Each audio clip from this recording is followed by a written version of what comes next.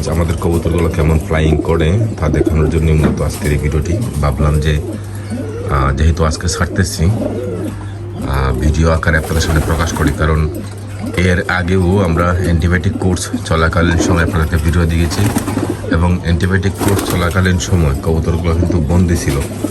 আপনারাও জানেন যে কবুতরগুলো বন্দি ছিল। তো আজকে আমরা কবুতরকে ছাড়ার চেষ্টা করতেছি।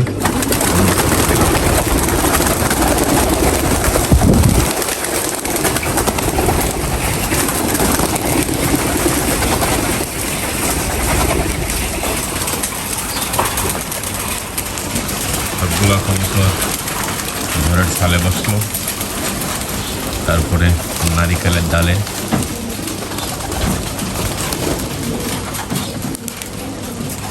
কিছু কবুতর ফ্লাইংয়ে আছে, কিছু কবুতর এই যে